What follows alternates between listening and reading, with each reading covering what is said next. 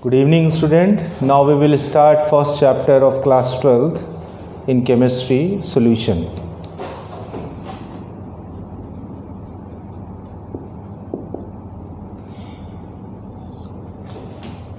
First topic of solution is to define the concentration of solution by using different methods. It means methods of concentration of solution. Methods of concentration of solution. Now, first method is simplest, G by L strength, which is also known as gram per liter strength or strength. It is defined as the mass of solute dissolve in 1 liter of solution. G by L strength or strength means mass of solute in grams dissolve in 1 liter of solution. So formalized as weight or mass of solute in grams divided by volume of solution in liter. Volume of solution in liters. Here is the strength. Second method, which is molarity, symbolized as capital M. It is defined as it is the number of moles of solute dissolve in 1 liter of solution. Like a strength mass of solute in 1 liter of solution. Similarly, molarity is the number of moles of solute in 1 liter of solution. So molarity will be formalized as it is the number of moles of solute divided by volume of solution in liter. Volume of solution in liters. Number of moles of solute divided by volume of solution in liter. Next method is molality. Next method is molality, which is symbolized by small m, molality. Third method. It is defined as it is the number of moles of solute in 1 kilogram of solvent. So formalized as number of moles of solute divided by weight of solvent in kg. Next method, which is mole fraction. Mole fraction. In two ways, it is defined as mole fraction of solute. Mole fraction of solute. Mole fraction of solute, which is simply the ratio of moles of solute with moles of solution. So formalized as if Na is the number of moles of solute, so Na upon Na plus Nb, where Nb is the number of moles of solvent. So in mole fraction of solute is symbolized as Xa. So here Xa is equal to Na upon Na plus Nb, where Na is the number of moles of solute and Nb is the number of moles of solvent. Same mole fraction of solvent. Mole fraction of solvent, which is symbolized as Xb. It is the ratio of number of moles of solvent with moles of solution. So Xb will be written as Xb is equal to here Nb upon Na plus Nb. And in case of a binary solution, since we have only two components of solution, one is solute having mole fraction Na upon Na plus Nb, and another component is solvent. So here is Xb, mole fraction of solvent, which is equal to Nb upon Na plus Nb. So in case of binary solution, one relation is always considered as NaXA plus Xb is equal to 1. So mole fraction is simply, if we considered whole solution is as 1, then with respect to 1, how much solute is given in the solution and how much solvent is given in the solution. Suppose if the mole fraction of solute is 0.2, then the mole fraction of solvent will be 0.8, and if mole fraction of solute is 0.4, then the mole fraction of solvent will be 0.6. Second one is more concentrated as compared to first one, since the mole fraction of solute in second case, which is greater than the first one. So with respect to 1, how much solute is given and how much solvent is given is simply the mole fraction. Now, we have studies 4 method of concentration of solution. One is strength, which is gram per liter strength. Second one is molarity, which is number of moles of solute divided by volume of solution in liter. And last 2 method beta, one is molality and another is mole fraction, is defined in terms of mass of solute or solvent. So molality and mole fraction both are independent from temperature, since in both cases the formula is defined in terms of mass of each component, and mass doesn't depend on temperature. So molality and mole fraction, these are the method of concentration which independent from temperature. Clear? Okay. Now next method is normality.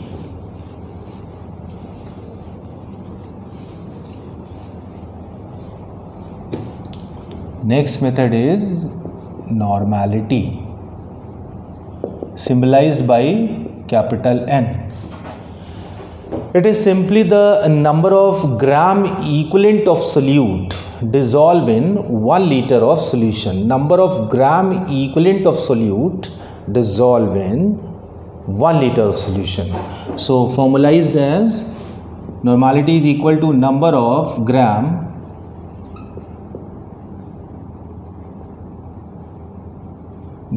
equivalent weight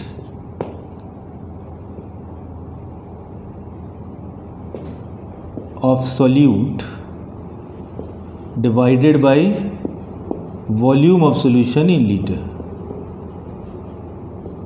Volume of solution in liter. So normality will be number of gram equivalent weight of solute divided by volume of solution in liter. If we formalize what is the number of gram equivalent weight of solute, so here is the number of gram equivalent weight of solute, which is equal to weight of solute in grams, weight of solute in grams divided by equivalent weight of solute. Here E is the equivalent weight.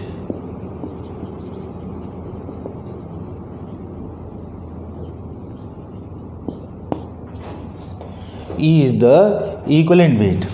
Now, how will you define E? E is equal to molecular weight of solute divided by N factor.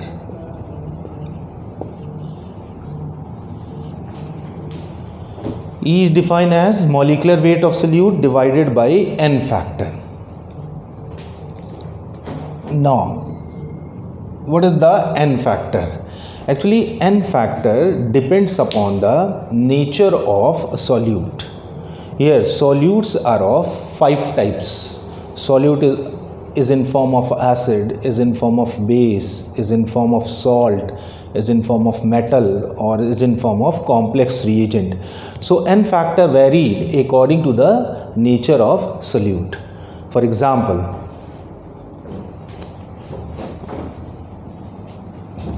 In case of acid, n factor, first is n factor for acid. It is the number of replaceable hydrogen. Number of replaceable hydrogen.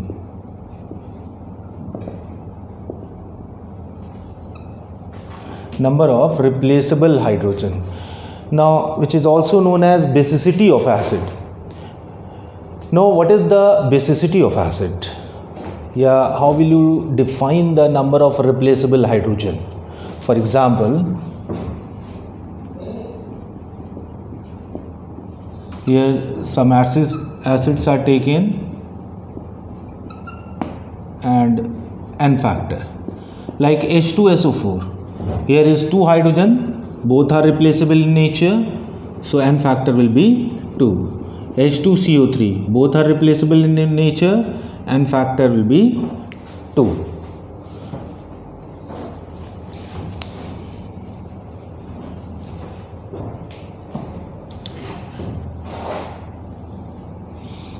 HNO3, number of replaceable hydrogen is 1, so n factor will be 1. HCl, n factor will be 1. H3PO4, n factor will be 3. Some exceptions are there.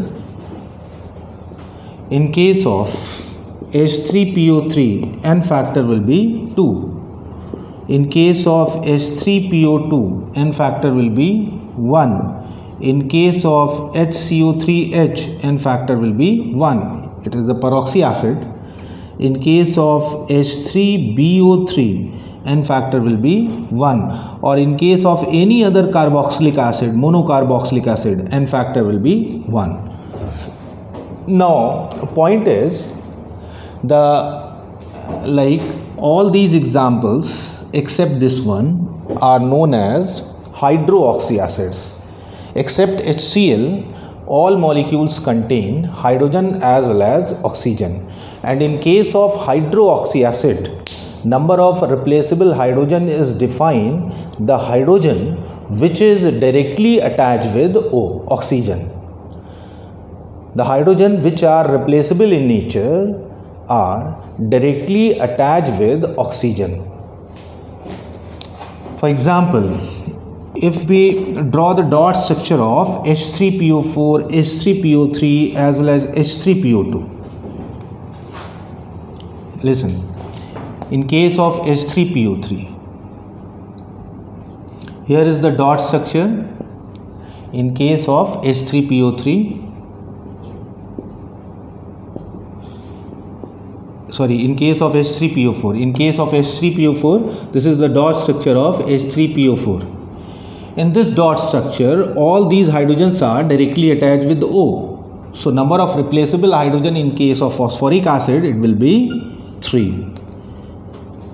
While in case of H3PO3, only this is the dot structure of H3PO3.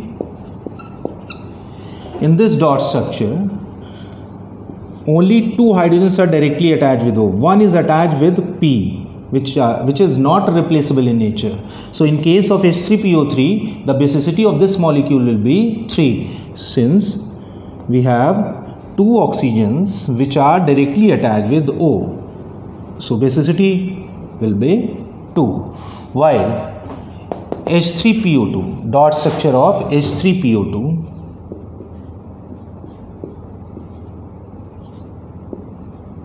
this is the dot structure of H3PO2. According to dot structure, only 1 hydrogen is directly attached with O, left 2 are attached with P, which are not replaceable in nature. So, in case of H3PO2, the basicity of this molecule will be 1. So, here is the basicity of hydroxy acid is defined. Simply the hydrogen which is directly attached with O are replaceable in nature.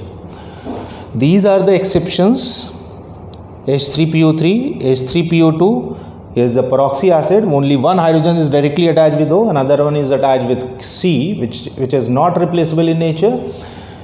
H3BO3, it is the boric acid.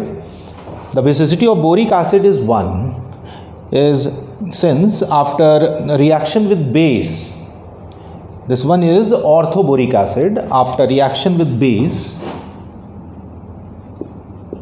H3BO3 is known as orthoboric acid.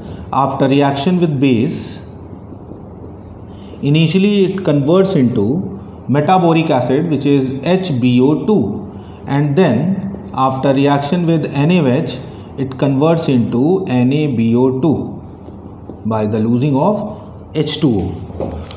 So actually two hydrogens which are directly attached with O, but after reaction with base, these are replaced in form of a water molecule. So the cation part of base replaced only one hydrogen which is directly attached with O.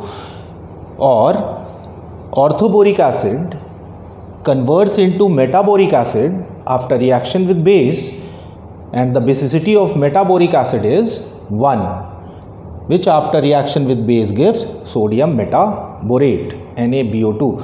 So in case of boric acid, the basicity of boric acid will be 1. Orthoboric acid is converted into metaboric acid after reaction with base by the losing of one water molecule. And in case of carboxylic, here is only one hydrogen directly attached with O, left all are attached with C, which are not replaceable in nature. So point is, the hydrogen which is directly attached with O are replaceable in nature.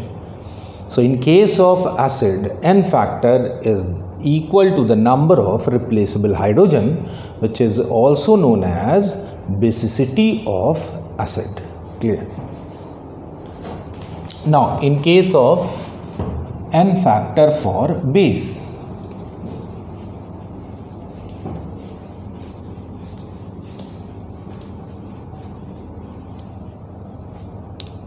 N factor for base, it is the number of hydroxyl group, number of hydroxyl group. Now what is the meaning of hydroxyl group? It is simply the number of OH minus ion. Here is no exception. Like NaOH, N factor will be 1. In case of CaOH whole twice, N factor will be 2. MgOH whole twice, N factor will be 2. AlOH whole thrice, N factor will be 3. Like KOH, N factor will be 1. Simply it is the number of hydroxyl group. No exceptions are there. Now N factor for salt. N factor for salt. It is the charge present on cation or anion. Charge present on cation or anion. Some examples like Na2CO3, N factor will be 2. In case of NaHCO3, it will be 1. In case of KCl, it will be also 1. In case of KHSO4, 1. In case of Al2SO4 whole thrice, it will be 6. In case of complex salt like K4FeCN6, it will be 4. So simply it is the charge present on cation or anion. N factor for metals. N factor for metals. It is simply the valency of the metal. Valency. Suppose in case of aluminium, it will be 3. N factor will be 3. In case of calcium, it will be 2. In case of sodium, it will be 1. And for variable valency like Fe, if Fe is extracted by Fe2 plus ions, then N factor will be 2. And if Fe will be extracted from Fe3 plus ion, then it will be 3. So in case of variable valency, N factor depends on the salt by which metal will be extracted. Now, N factor for complex reagent. N factor for complex reagent.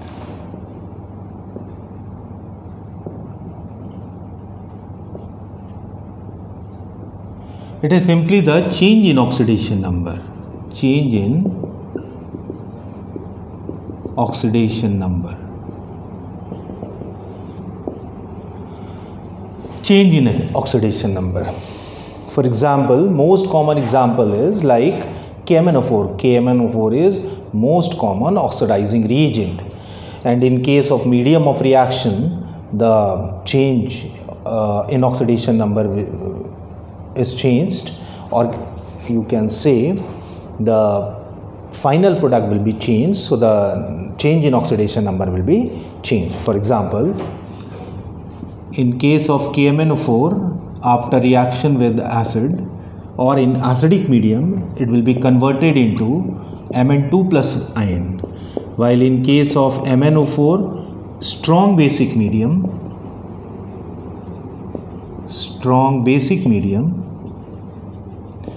it will be converted into MnO4 minus 2. And in case of weak basic medium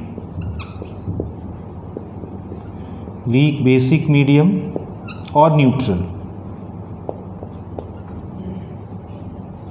weak basic medium or neutral medium, it will be converted into MnO2. In first case, here the oxidation state of Mn will be +7. So now change in oxidation number from +7 to +2, so it will be 5. So in case of acidic medium, N factor of KMnO4 will be 5, while in case of basic medium, here is Mn +7 and here Mn is +6.